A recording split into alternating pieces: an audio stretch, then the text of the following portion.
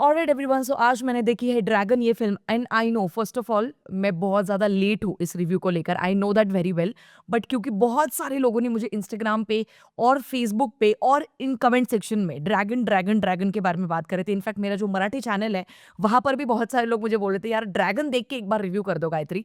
तो फाइनली मैं आ चुकी हूँ लेकर ड्रैगन का रिव्यू। कैसी लगी मुझे ये फिल्म फटाफट जानते हैं आज के वीडियो में। सबसे इंपॉर्टेंट बात, कास्टिंग के बारे में मुझे बात करनी ही है क्योंकि इतना अमेजिंग परफॉर्मेंस सभी ने दिया है यहाँ पर। सबसे पहले starting with of course dragon, यानी कि मुख्य भूमिका में हमें नजर आते हैं इसमें प्रदीप रंगनाथन, उनके बाद अनुपमा, कय्यडू लोहार, Miskin.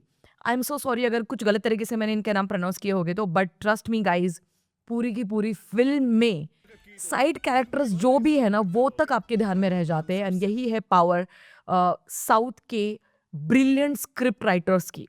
And when I am saying this, south के ब्रिलियंट स्क्रिप्ट राइटर्स की, वहाँ पर भी कुछ फिल्में फ्लॉप जरूर होती है, वहाँ पर भी कुछ फिल्में बहुत ही मतलब बकवास निकलती है, बट उनका रेशो एक्चुअली काफी कम है एज कम्पेयर टू बॉलीवुड। और इसीलिए इस फिल्म को जिस तरीके से लिखा गया है वो मुझे बहुत पसंद आया। अगर मैं बात करूं इस फिल्म के राइटर और डायरेक्टर के बारे में तो वो है अश्वथ मरीमुथु, और इनका पहले इसका मैंने कोई काम नहीं देखा था, तो इसलिए मेरे लिए ये फिल्म काफी फ्रेश रही। ये फिल्म एक्चुअली रिलीज हुई थी 21 फेब 2025 को, यानी कि दिस ईयर ओनली। और इसने लगभग 37 करोड़ का इसका बजट था। इसने लगभग 150 करोड़ तक का बिजनेस किया था, which was already a big hit. और उसके बाद ये हिंदी में डब होकर नेटफ्लिक्स पे भी रिलीज हो चुकी है, इसीलिए मैंने ये हिंदी में देखी। हालांकि हिंदी डबिंग में देखने की वजह से ना कुछ चीजें हैं जो छूट जाती है आपसे, वो जो एक इसेंस होता है ना ओरिजिनल फिल्म का, वो छूट जाता है आपसे। But thanks to the subtitles of course, तो उसकी वजह से काफ़ी ज़्यादा हेल्प हो जाती है।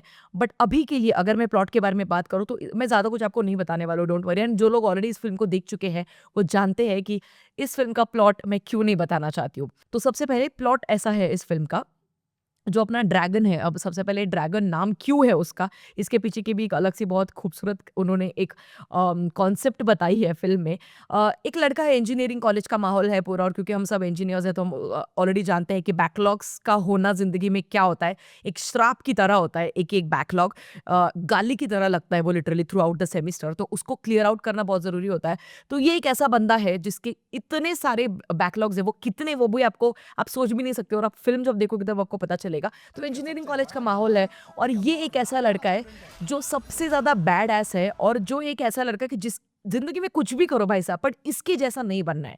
ये जो एक एग्जाम्पल सेट करता है फर्स्ट हाफ तक ड्रैगन, वो बहुत ही बखूबी से लिखा गया है। आई जैसे मैं वापस एक बार कहती हूँ, जिस तरीके का ड्रैगन का कैरेक्टर लिखा गया है कि वो दिन भर बस टाइम पास कर रहा है कि जिंदगी अभी बहुत लंबी यार, मजे मारते हैं, अभी अभी क्यों सीरियस होना है। बिग बॉस देखे जा रहा है, स्मोक करे जा रहा है, नशा करे जा रहा है, उसके बाद गर्लफ्रेंड है और पेरेंट्स से बार बार झूठ बोले जा रहा है। एंड क्योंकि मिडिल क्लास फैमिली से है तो ऑलरेडी फाइनेंशियल इश्यूज है, किस तरीके से अपने दोस्तों से पैसे लेकर घर पे दे रहा है।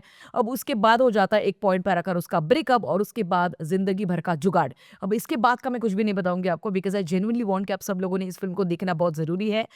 तो ये पूरा का पूरा जो प्लॉट है, ये अगर आप सुन रहे हो और अगर आपको लगता है कि यार ये तो शायद पहले बहुत जगह पे देखा है, नहीं, ये पूरी की पूरी फिल्म का जो स्क्रीन प्ले है वो इतना तगड़ा लिखा गया है कि बीच बीच में आपको स्लो बर्न भी करेगा, बीच बीच में आपको लगेगा कि ओके आगे ये हो सकता है, बट आगे वैसा होता ही नहीं।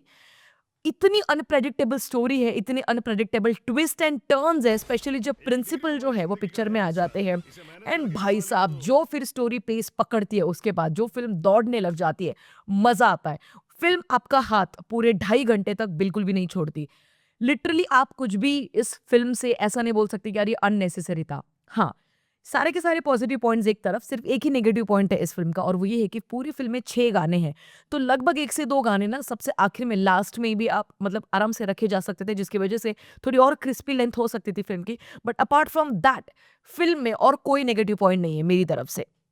सबसे इंपॉर्टेंट बात, पिक्चराइजेशन, डायरेक्शन के बारे में अगर मैं बात करूं तो इतनी ब्यूटीफुली जो सॉन्ग्स भी है ना वो इतनी ब्यूटीफुली डायरेक्ट किए गए हैं। और उससे भी ज्यादा इंपॉर्टेंट चीज, पिक्चर में जब पिक्चर थोड़ी बहुत रुक जाती है, यानी कि जब बहुत ही इमोशनल फेज चल रहा है, बहुत ही ब्यूटीफुली वो एक बारिश का एक पूरा सीन है जहाँ पर ब्रेकअप होता है दोनों का, वो इतने ब्यूटीफुली उन्होंने कैप्चर करे ना वो मोमेंट्स, लिटरली आपको लगेगा कि अरे ये तो मेरी स्टोरी है, या फिर अरे ये तो शायद मेरे साथ हो सकता था या फिर हो चुका है।